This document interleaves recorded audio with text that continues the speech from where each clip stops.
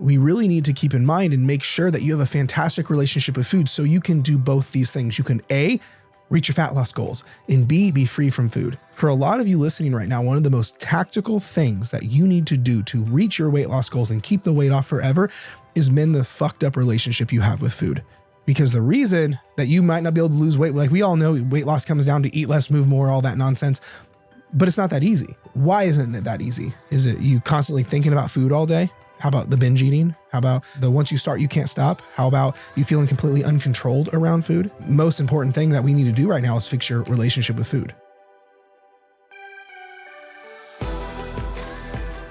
What's going on, guys? Welcome back to a brand new episode of Dieting from the Inside Out, because we all know that you have to diet from the inside out first before you diet for real. Now, in today's episode, it's a solo episode, so it's just me, and I wanted to have like a crash course on fixing your relationship with food. I noticed I hadn't had a specific podcast lately on that, like I have them on like self-sabotage or content on binge eating and things like that, but I haven't done a podcast on the fundamentals behind fixing your relationship with food and almost like a crash course vibe, because this is one of the most popular and important pieces that I use and I work with when I have a client or I'm teaching in like my academy or to my group members and things like that.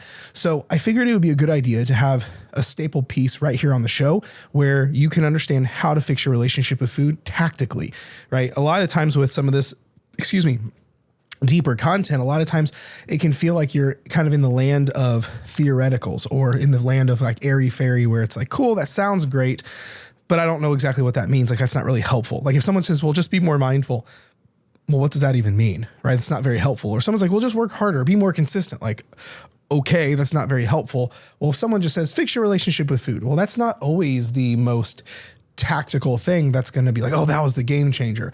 Most people need to be shown how to fix your relationship with food, right? They know they need to have a great relationship with food, but how do we do that? And that's what I'm going to get into in today's episode. But I want to make it really strategic, really tactical, where you walk away with 2 or 3 aha moments and you'll be good to go. So, but before we get into that, I do want to ask that you subscribe to the show if you have not already, because I've got a lot of really cool stuff coming for you. I got a lot of cool interviews and got a lot of really cool content coming up the pipeline for you, and I don't want you to miss out on it. So that's my one ask, is please subscribe to the show so you're notified every single time a show goes live. And I will actually, I will have another ask. Please share the show. That is my one ask. Is I put so much time, energy, money, effort, bandwidth into doing this. Don't get me wrong. I love it. It is my passion project. It's one of my favorite things I can do, but I do ask that you share the show. Like I get told all the time, like every week, people are like, Jared, I can't believe your podcast is free. Like it blows me away. And that, I want to keep it that way. But my one ask is if you got a lot of value out of an episode, share it, send it to your friend, tell your mom about it, post about it on your story and tag me in it, because that's how we get this content to more ears and we can get the mission of dieting from the inside out to the masses. That's the only way we can do this. And I can't do it alone. I need your help. So that is it for my ask. So here's the thing. And also if you're watching the video and see me looking down, I've got my notes to keep me on track on my phone here. Cause the other thing that you'll be noticing is the environment. If you're watching the YouTube, the environment's changing a little bit. I've changed my studio setup. And so I'm in the middle of a few renovations, so to speak. So you'll probably see some walls changing colors and some things moving around, just because I wanted to change the studio up a little bit. So I don't have my computer in front of me. So if you see me looking down, I'm not texting anybody. But here's the thing. I really want to dive in and make this valuable for you. So why it matters. Let's talk about that. Before I get into the fundamentals of how to fix your relationship with food, I think we need to have a conversation of why it even matters. Because I'll tell someone that. I'll be like, oh, it sounds like you have food relationship issues and we need to start there. And they're like, yeah, I get that. But how do I lose weight now? And I'm like, no, you don't understand. Like, this is the main thing. You really need to hone in on your relationship with food. They're like, yeah, I get it, Jared, but I have vacation in like 3 weeks. How do I lose weight now? I get it. I'll get around to that. But how do I lose weight now? That is a death trap. Okay. Because you have to understand one of the most tactical things you can do for your fat loss is have a fantastic relationship with food. Like it's not like a lot of people will put it in like subcategories of like, well, here's my fat loss stuff and here's my inner game stuff. It's wrong, because think of it like this. Think of like the foundation on a house. Is the foundation part of the house? Yes or no? Well, yeah. If you're having your dream home being built, you don't tell your friends, oh yeah, well, they haven't started on my house yet. Like, yeah, they set the foundation and they have the mortar and the layout and the whole foundation's ready to go, but they haven't started on my house yet. No. You say, no, the foundation on my house is done. No, they're making so much progress day in and day out on the foundation. Oh, it looks so great. I can't believe it's this big and da-da-da-da-da. It's the same thing here, because if you do not have a foundation of a fantastic relationship with food, you can kiss your fat loss goals goodbye. Here's why. Food is more than fuel. I hate it when internet assholes are just screaming from the rooftops, food is just fuel, cut this out, get rid of this, get rid of that. Like, go fuck off. Are you not going to your kid's birthday party? Do you not go on date night? Do you not enjoy a glass of wine? Do you not enjoy going and getting ice cream with your family and friends? This is why it's either the people who say that, by the way, who say, oh, food is just fuel, nothing else, treat your body like this and da-da-da-da. Those people either are lying through their fucking teeth and they'll tell a camera like this, go, food is just fuel. And as soon as they hit off, their Uber Eats order shows up. Or the person who's saying that doesn't have the life that you want. They don't have balance. They don't go on date night. They're isolated. The only date they have is with themselves to the gym, and they don't enjoy their social circle or anything like that. You have taste buds for a reason, remember? So when it comes to this stuff, we really need to keep in mind and make sure that you have a fantastic relationship with food so you can do both these things. You can A, reach your fat loss goals, and B, be free from food.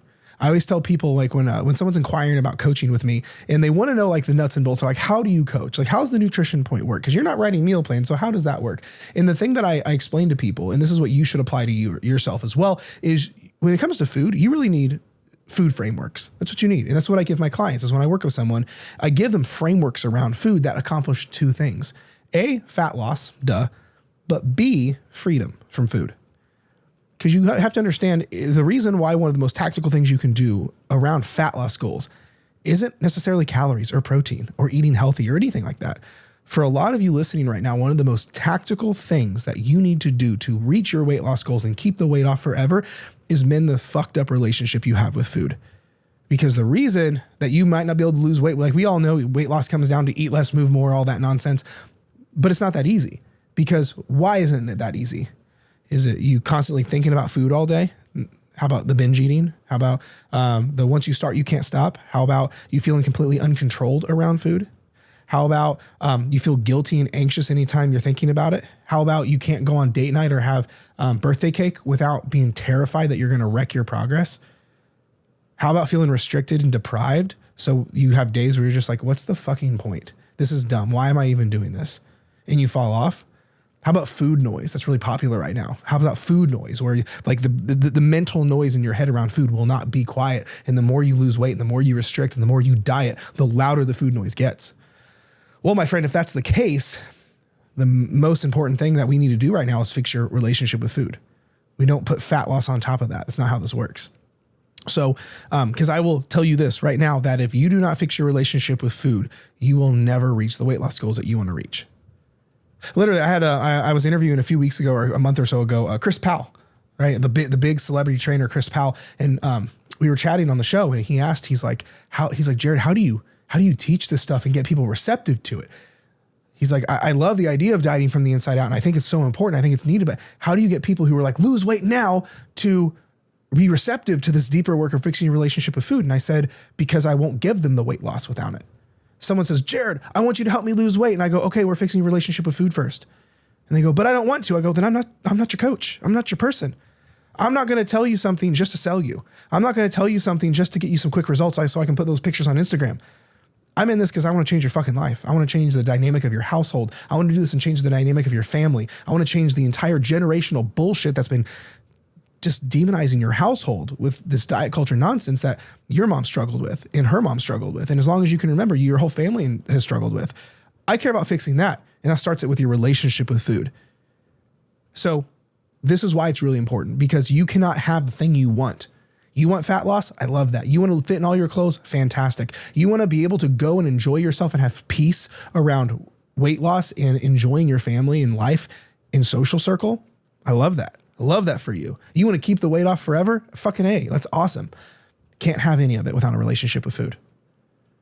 How crazy would it sound if your friend was building their dream home, but because it's a dream home, it's probably big and worth a lot of money and all this stuff, that your friend says, yeah, the builders were wanting to like take 6 whole months and build a foundation. But you know what? It's going to be like $100,000 to build just the foundation alone. And it's going to take 6 more months. So you know what? I told him to forget it because I'm ready to move into my house. You'd probably look at your friend like she's fucking crazy or he's fucking crazy, right? Why? It's because you know without a foundation on the house, whatever they put on top of the dirt will crumble in a relatively short period of time.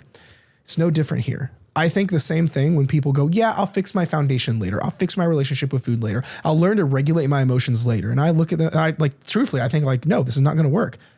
No, this is why you're struggling. This is why I always say, I said at the beginning of the show, you have to diet from the inside out first before you diet for real. Because outer work, fitness, nutrition, without inner work, your relationship with food, your relationship with yourself, your coping mechanisms, subconscious habits, these things, outer work without inner work doesn't work. It's not just a corny saying I just say on the show. It's because it's the truth. And I have so many people that I've worked with that this was the missing piece. It wasn't like the get rich quick overnight or the magic pill. It was the missing piece.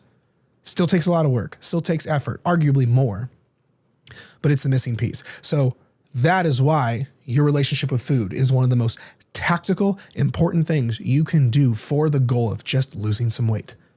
Because without it, you'll never lose it. Okay. So, food is more than just fuel. We already talked about that. I'm just looking at my notes here.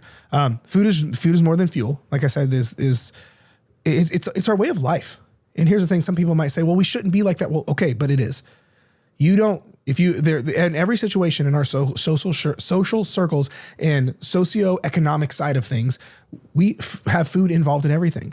We go celebrate with food. We have things like birthday cake and Christmas, Thanksgiving, all the holidays have food. Your friends coming in from out of town. I literally have a friend I'm picking up at the airport tonight. And guess what we're going to do while he's here? We're going to go eat. We're going to have some great food and we're going to enjoy each other's time.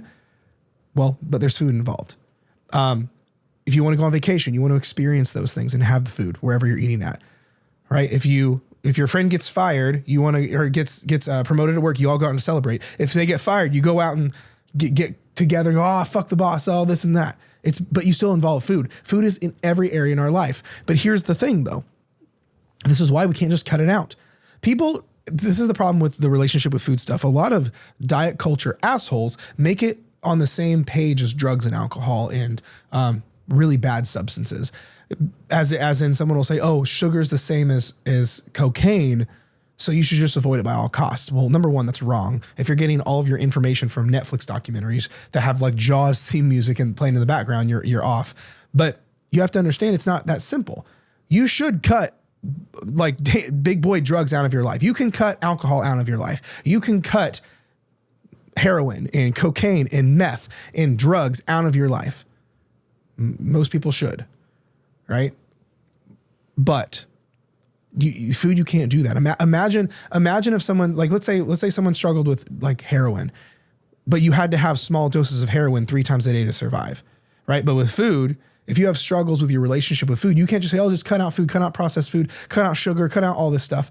When you got Timmy's birthday cake, you got date night with your partner, you've got brunch with the girls, you've got all these different things. You got vacation around the corner. You've got fast food because you're in the car all day going from work to the kids' soccer games and all that.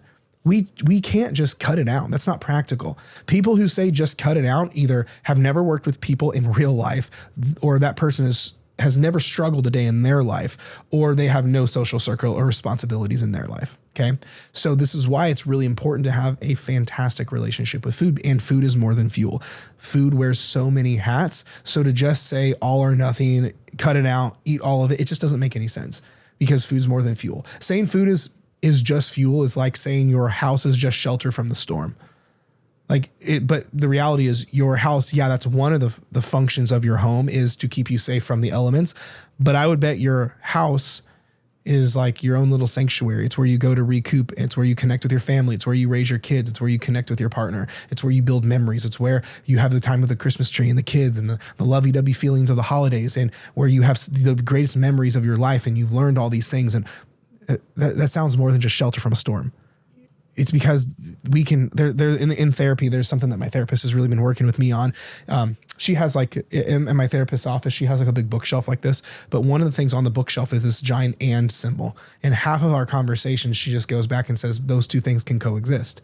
Because for me, something I used to struggle a lot with is I would think it's this or that. Whereas one of the most powerful things you can do is realize a lot of things coexist. So it's not food is fuel or it is pleasure. How about it's and, right?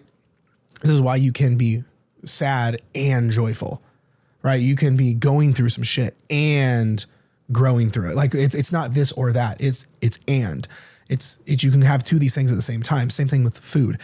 Food is not fuel or entertainment. It's like, well, what if it's all of these things? Because that's what it is. And this is why food is nuanced.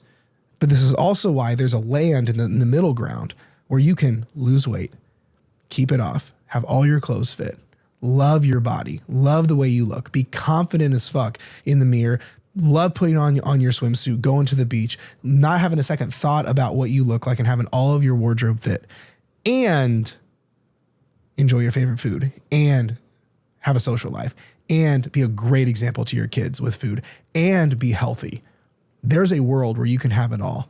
The problem is most people have never been there. Most people live on all or nothing. They're either all fitness, nutrition, health, or nothing where they binge eat every other day. And so the brain doesn't have any experience in the middle. So of course it's hard. Psychology teaches us that the mind craves what's most familiar, right? So for you, if you've never experienced that in the middle, it's going to take some time.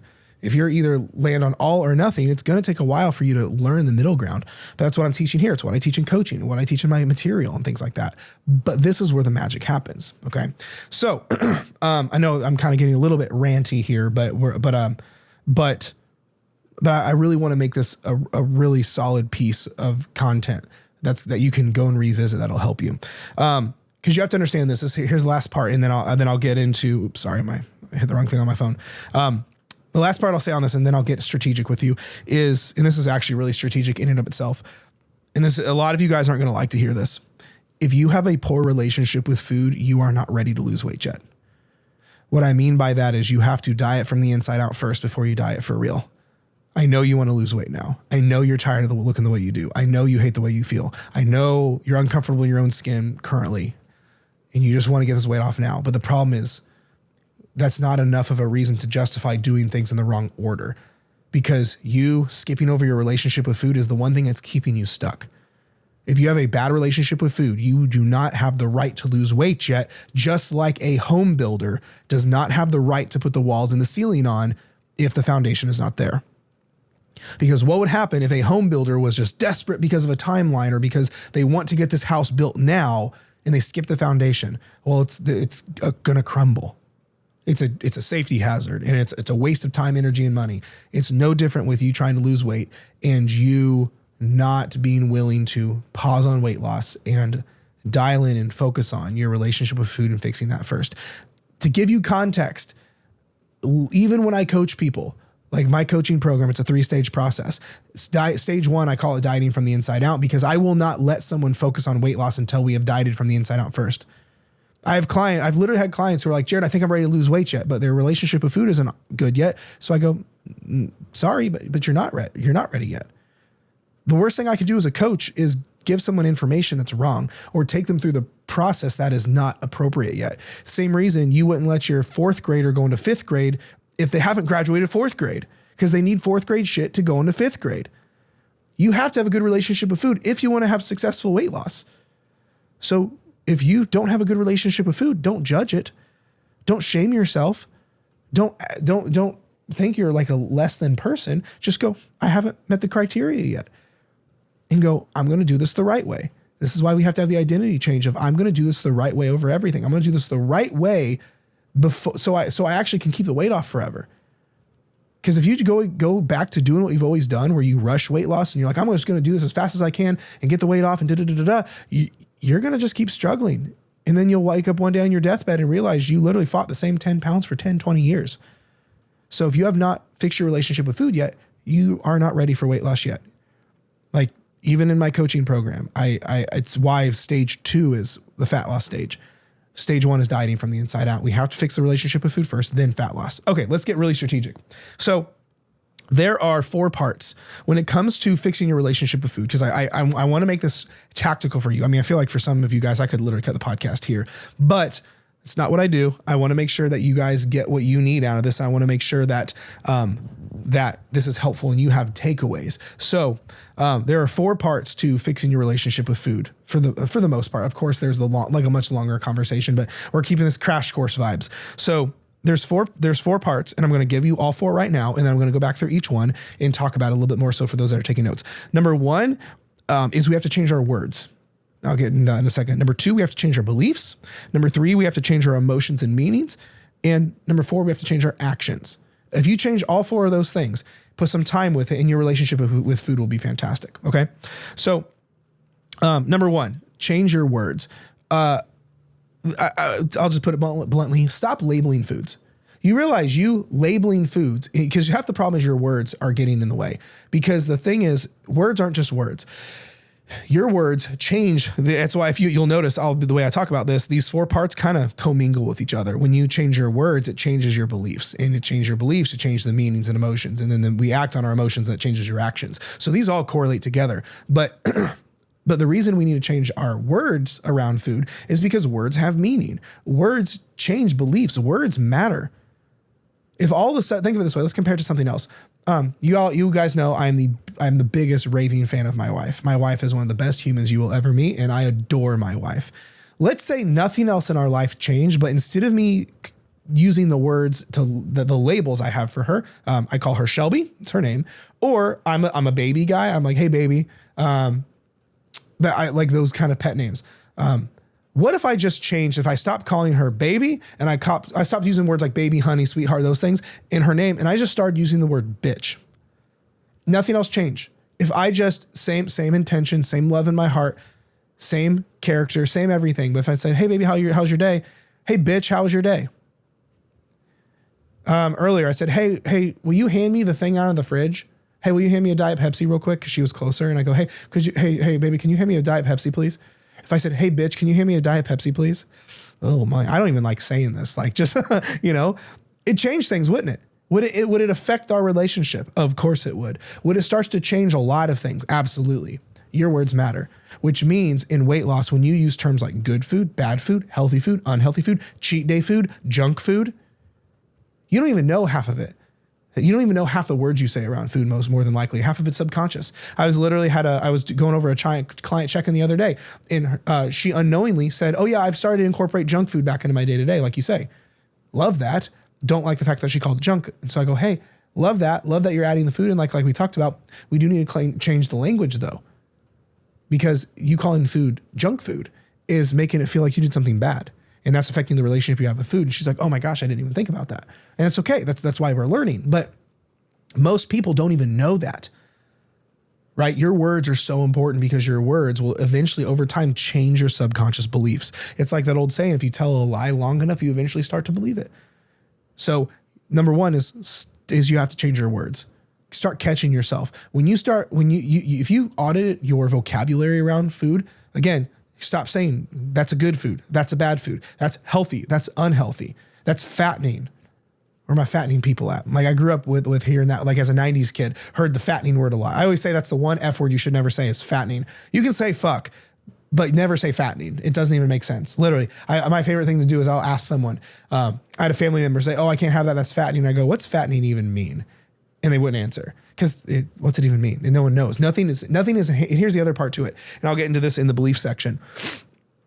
Sorry if I'm a little sniffly. I woke up a little under the weather today. Nothing is inherently bad, right? And I'll get into this here in a second because there's nothing inherently stores fat. Nothing's inherently bad. That's why nothing is also inherently healthy. You can take something that was so healthy, water, and you can drown from it. You can drink too much of it, fuck your electrolytes all up and die, right? But it's water. It's healthy. You need it. Everything has a dichotomy. But you have to understand labeling foods like this is going to help create more of a disordered pattern for you. Not saying you have an eating disorder. That's not what I'm saying.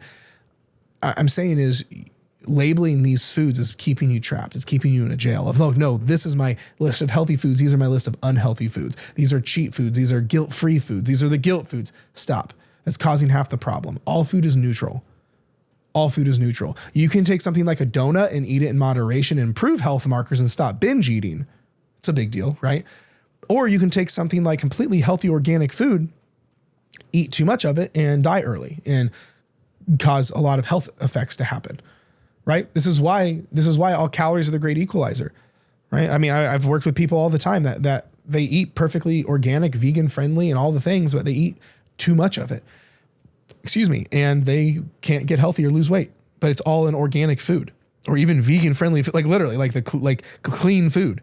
Or I work with people all the time in fixing their relationship with food, and I show them how to eat chocolate every day and get healthy and live longer and improve their health markers because it's nuanced. This is why your relationship with food is so important. Okay. So that's number one. You got to change your words. Number two, change your beliefs. What I mean by change your beliefs is stop believing foods magically store fat or are inherently bad. Not a single food is inherently bad at all. Here's the thing. It's the dose that makes poison lethal. Think of it this way. Here's one of my favorite examples. We've all had headaches and taken headache medicine, right? We've all had a headache, popped a couple Tylenol, popped a couple ibuprofen, or popped whatever you take. I'm going to leave, guy. So whatever it is, we've all done that where you headache, take a couple Advils. Well, why don't you eat the whole bottle? What would happen if you ate the whole bottle? Well, you'd probably get really, really sick, or you'd probably overdose and die, right? If you're a Costco shopper, you eat the Costco bottle of ibuprofen, you would die. But you eat two of them. You take two headache pills, two ibuprofens, and you're fine. Actually, it made things better. It made your headache go away. Made you were now more productive. You felt better. Your inflammation went down. Okay, but you won't eat the whole bottle. But it's the same product. It's the exact same pill. The only difference is the dosage. 2 pills, great. 200 pills, bad. Same product. So is ibuprofen good or bad? Is that medicine good for you or bad for you? It depends how you use it. Right? One of my other favorite examples, I think it's potassium chloride is what they use to administer the death sentence. If you do some fucked up shit here in the States and you end up on death row, they inject you with potassium, but because it's in such a dose, it stops your heart. But there are a lot of people right now in the hospital that are getting that are on a potassium drip to get healthy.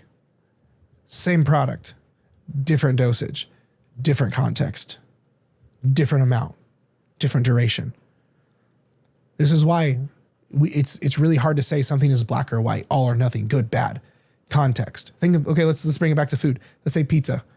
Big, greasy, crazy amounts of pizza. Great tasting pizza. Let's say you say pizza's bad. Okay. At what point is it bad? Should I eat a whole pizza? Probably not. Half a pizza? It's still probably a bad idea. 4 slices? It depends. Okay, 1 piece of pizza? Is 1 piece of pizza bad? Let's say those of you listen, you go, yeah, it's still bad. I'll go, okay, what about 1 bite of a piece of pizza? Okay, well, 1 pepperoni? Like at what point is this thing bad? This is why no food is inherently bad or inherently good. Yeah, some foods have great amounts of nutrients in them, but that doesn't make them a calorie free-for-all. Let's take avocado. Avocado is nothing but health benefits. It's a very healthy fat. It's a plant. It's got so many vitamins and minerals in it. It's literally tastes fucking fantastic. So they make guacamole out of, right? It's amazing. It's so good for you. But if you ate too many avocados, it would be pretty easy to store fat from them because they're really calorically dense. But they have nothing but good health effects. This is why if you live in the land of having beliefs that you look at bread and store fat, that's bullshit. Or if certain foods are bad, certain foods are good. This is my problem with a lot of stereotypical trendy diets. I beat up on Weight Watchers a lot. Weight Watchers has a list of foods that you can binge on. They literally say they're calorie or they're point free, guilt free. Literally, there's no restriction on them.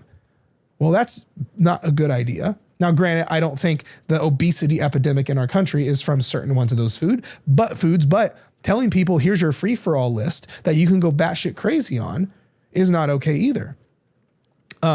Just because it's a higher quality food doesn't mean I think you should binge eat on it. But also, I know a lot of people who come to me and say, Jared, I don't eat anything that's not organic in nutrient-rich foods, but I can't lose weight. It's because they eat too much of it. They eat 4,000 calories a day of organic, vegan-friendly food. So this is why, number 2 on this is we have to change our beliefs. All calories matter. No food is good. No food is bad. Nothing inherently stores fat. You can literally eat straight table sugar and it doesn't store fat because guess what? If it's in a calorie deficit, you'll lose weight. You can take something that you think is bad and evil and stores fat, eat it in context, and you will actually improve your health markers. So it's not as this clear cut thing. Now here's the thing. Right about now, especially if we pull a clip from this, I'm going to get a bunch of internet assholes taking this out of context saying, oh, Jared's just saying you can eat Pop-Tarts and gummy bears in your calorie deficit all day and you'll be good. And that's not what I'm saying. Would you lose weight? Yes, but you would also feel like shit, right? You're like, it's not here. We don't want to make it an all or nothing thing. Could you eat your entire day's worth of calories in a deficit with Pop-Tarts and gummy bears? And would you lose weight? Absolutely. You would, because the math adds up, and that's how thermodynamics work. But you would not be full. You would not be satisfied. You are not getting the vitamins and minerals you need. You're not going to be getting the protein you need to build the right muscle. Your metabolism will start to slow down because you're not doing those things, and it would cause all these other problems. But would you lose weight because you ate Pop-Tarts and gummy bears in a deficit? Yes. But this is why we don't want to live in the land of all or nothing. We don't want to live this or that, black or white. Especially with your relationship with food, it doesn't work like that. Okay? Excuse me. Number 3, for fixing your relationship with food is you need to change your emotions and meanings around food. Here's the thing which means you need to stop acting like there's a special proclivity around certain foods. People who struggle with their relationship with food have a tendency to have like a list of morally superior foods. Like there's broccoli, carrot, or actually a lot of people demonize carrots. So they'll have lists like protein, plants, the healthy foods over here on a pedestal over here. And then with anything like sweets or ice cream or cake, they're like, oh, those are the bad guilty foods and da-da-da-da-da. You should not have a moral standing with any food. You should not. This should tell you have some issues around your relationship with food. If you look at things like pizza, cookies, cakes, donuts, those kind of things, and you have a guilty emotion or meaning, you're like, bad, guilty, anxious, restriction. That's kind of a red flag. And if you have things like broccoli, chicken, rice, these kind of things, and you're like on pedestal vibes, we got a problem. Again, don't take this out of context. I'm not saying that the foods over here that you're putting on a pedestal don't have, aren't more nutrient dense. That's not what I'm saying. Obviously, broccoli is going to be way more nutrient dense than brownies, but you have to understand the context in which I'm talking about this. We're talking about your relationship with food. You should not look at brownies and instantly feel like you ran over a dog because you ate brownies. You should not feel guilty and anxious because, oh my gosh, I ate a cheat food that I read online and it's storing fat and I feel all this moral issues inside. But then you can just go have a free for all on chicken, rice, and broccoli where you feel like, oh, you can only eat those things. That's the problem. We should not have a moral standing and have a moral superiority complex around certain foods. It's what's going to continue to make your relationship with food problematic. And then the other piece to that too is most people act out of their emotions. So if you have all these negative emotions around food, and this leads to what we call the Last Supper mentality, whereas if you are like, no, I only eat healthy pedestal foods, and you have a brownie, you feel like you're defeated. You feel like, why even bother? You feel like, fuck, I've already messed up. You know what? I've already ruined the day. I've already failed because that's how I had one brownie. My life is over. You know what? Fuck it. I'm going to get started back Monday. But because I'm starting over Monday and I'm not allowed to have these foods, I'm going to eat as much of them as I can to get it out of my system so I don't want them anymore. Then you go and make it a family reunion of the cookies, cakes, pastas, those kind of foods that you restricted before you get back to your clean eating on Monday. All right, that's what most people do. But that's going to just continue this vicious cycle around these things. Sorry, I've got a throat thing going on, so I'm trying not to hack into this mic too much. So this is why we have to change our meanings and emotions around foods, because our meanings and emotions change our subconscious actions. Okay. And then finally, I would argue one of the biggest pieces of this to fixing your relationship with food, you have to change your actions. You got to stop restricting. You got to stop depriving. You've got to stop these are bad, so I'm going to avoid them by all costs. That's causing all the problems. Here's the thing. You can have the meanings. You can have literally everything we've talked about. You can have your words be great. You can have your beliefs be fantastic. You can have your meanings and emotions and emotions great around food. But if you restrict, deprive, and never allow yourself to have these foods, it's going to cause a relationship with food issue. One of the things that I see with clients that I have conversations about a lot is I see subconscious restriction a lot. A lot of people were taught brownies are bad, right? A lot of people were taught when they were growing up, these are the bad foods. These are treats. You got to earn these treats. You're not supposed to have these. These are only special occasions. Well, it takes a long time to unlearn those things. And even if People will literally say, Jared, I don't know why I'm still binge eating. I listen to what you say. I'm doing what you tell me to do, but I'm still binging. But I know these foods aren't bad. I go, so how many times do you go out of your day? How many times during the week do you go out of your way to have the cookie? And they go, oh, I don't know. And when was the last time you had the cookie? And they go, I don't know. And that's the problem, is because there's a level of unconscious restriction. And again, I don't want you to take this wrong. I'm not making fun of anyone. I'm not shaming anyone. I'm trying to give you real life examples. That way this can resonate, hopefully, and you can relate to it. But this is why you have to change your actions.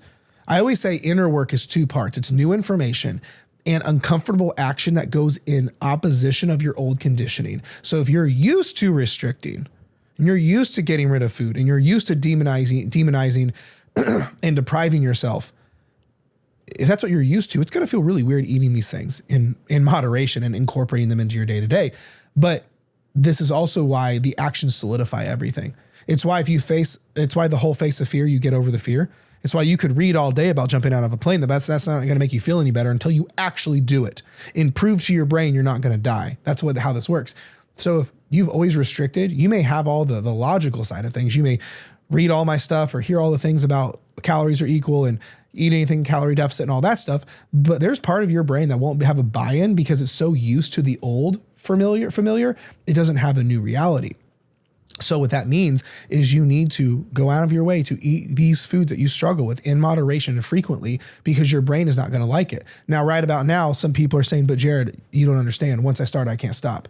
You don't understand. I can't just have one cookie and put the Oreo sleeves back.